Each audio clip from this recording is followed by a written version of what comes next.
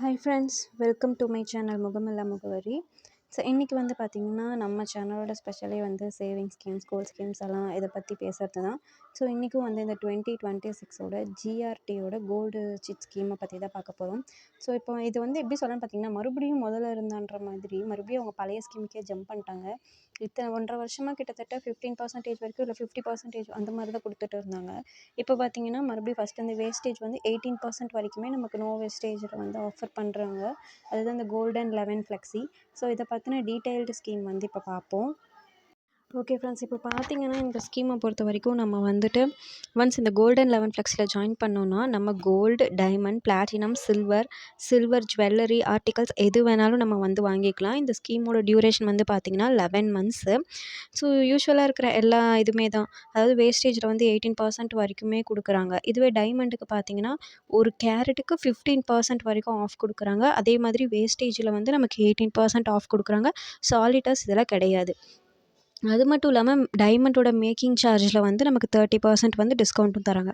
இதுவே நார்மலான silver articles, அதாவது தட்டு இந்த மாதிரி சில்வர் வாங்குவோம் இல்லையா, அதுக்கும் வந்துட்டு வேஸ்டேஜில் வந்து 18% வரைக்கும் கொடுக்குறாங்க. ஆன்டிக் சில்வராக வாங்கணும் அப்படின்னா வேஸ்டேஜில் 50%, மேக்கிங் சார்ஜில் 50% நமக்கு வந்து ஆஃப் தராங்க. ஸோ இங்கே வந்து பார்த்திங்கன்னா டீட்டெயில்டு டேபுலேஷன் வந்து கொடுத்துருக்காங்க.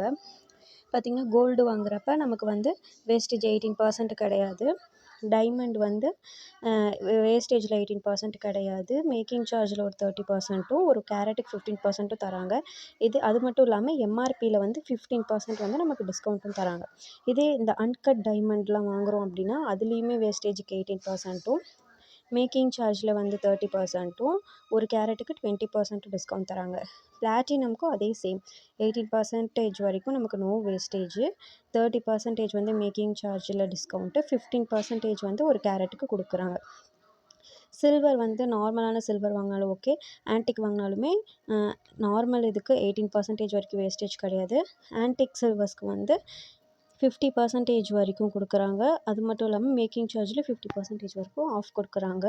இதே சில்வர் ஜுவல்லரிஸ் வாங்குகிறோம் அப்படின்னா மொத்தமாக எம்ஆர்பியில் வந்து 20% வரைக்கும் டிஸ்கவுண்ட் கொடுக்குறாங்க.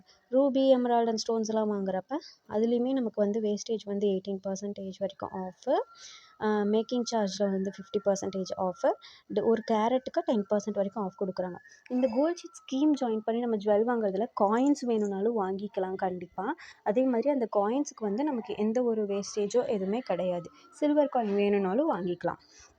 ஸோ சிட் ஸ்கீமோட ஸ்டார்டிங் அமௌண்ட் வந்து பார்த்திங்கன்னா 1000 ருபீஸ்லேருந்து ஆரம்பிக்குது. ஒவ்வொரு மந்த்தும் நம்ம ஈக்குவலான மந்த்லி பேமெண்ட்டு தான் பண்ணணும்.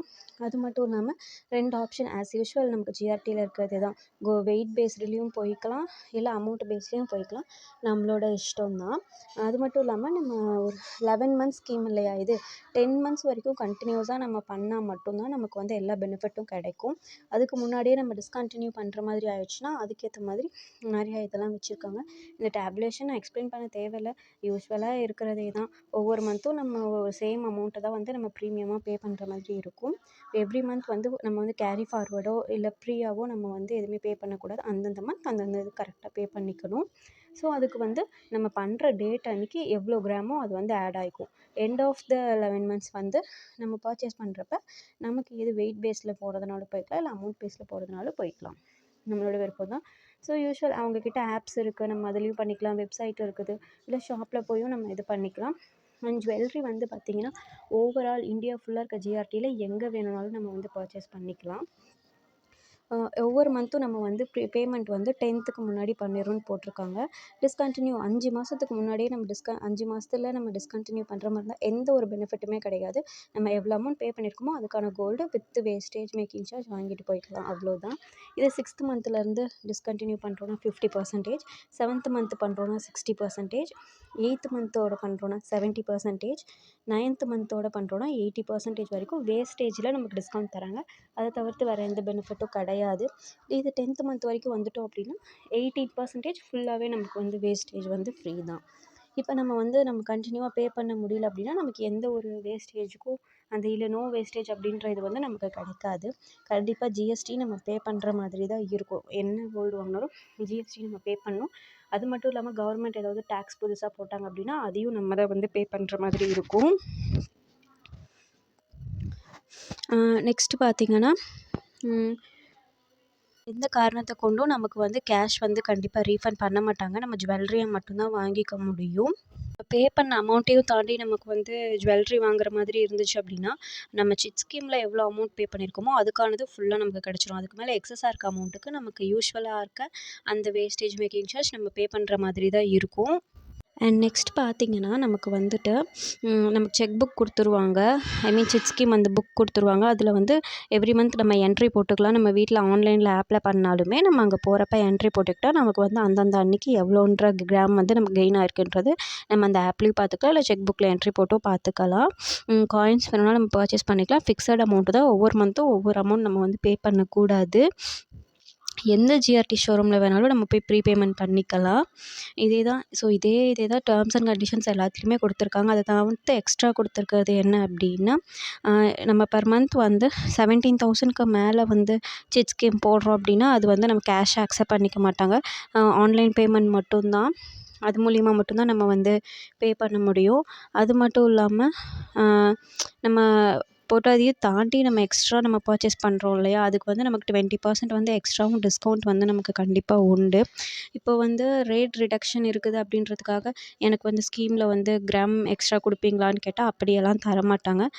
அந்த ரேட் ரிடக்ஷன் வந்து அந்த அன்னைக்கு இருக்கிற கோல்ட் ரேட்ல மட்டும் தான் அது ப்ரிவைல்டா இருக்கும். வேற எதுலயுமே நம்ம அத வந்து கிளப் பண்ணிக்க முடியாது. அண்ட் ஆஃபர்ஸ் ஏதாவது போயிட்டு இருந்துச்சுனாலும், அது வந்து இந்த சிட்ஸ்கோமோட நம்ம வந்து கிளப் பண்ணிக்க முடியாது.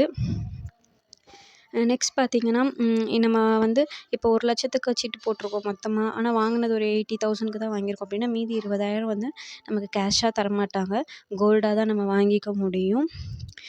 ப்ரீ க்ளோஸ் பண்ணிட்டோம் அப்படின்னா, நமக்கு வந்து அது முன்ன சொன்ன மாரி தான். எந்த பெனிஃபிட்டும் நமக்கு பெருசா கிடைக்காது. ஓப்பன் பண்ணுறதெல்லாம் யூசுவலா இருக்கிற அதே ப்ரொசீஜர்ஸ் தான். நான் கண்டிப்பா மெயில் ஐடி, ஃபோன் நம்பர் இருக்கணும். ஓடிபி வேணும். டெலிவரி டைம்லேயும் நமக்கு வந்து கண்டிப்பா ஓடிபிலாம் கிராஸ் செக் பண்ணிப்பாங்க. இதில வந்து கவர்மெண்ட் ஏதாவது டேக்ஸ் ஆட் பண்ணுறதோ, இது பண்ணுறதோ அது மாதிரிலாம் இருந்தால் கம்பல்சரி அதெல்லாம் நம்ம தான் வந்து பே பண்ணுற மாதிரி இருக்கும். ஸோ ஃப்ரெண்ட்ஸ், உங்களுக்கு இப்போ இந்த ஜிஆர்டி ஸ்கீமோட ஃபுல் டீட்டெயில்ஸ் வந்து நான் எக்ஸ்பிளைன் பண்ணிட்டேன். இந்த வீடியோ பிடிச்சிருந்தா கண்டிப்பா நம்ம சேனலை வந்து சப்ஸ்கிரைப் பண்ணிவிடுங்க. இந்த வீடியோக்கு லைக் கொடுங்க. அண்ட் அது உங்களுக்கு தேவைப்படுறவங்களுக்கு கண்டிப்பாக ஷேர் பண்ணுங்கள். அடுத்தடுத்து நிறையா சிட் ஸ்கீம்ஸ் வந்து கலெக்ட் பண்ணியிருக்கோம். அடுத்தடுத்து வீடியோஸ் நான் போஸ்ட் பண்ணுறேன். மறக்காமல் நம்ம சேனலை சப்ஸ்கிரைப் பண்ணிடுங்க. தேங்க்ஸ் ஃபார் வாட்சிங்.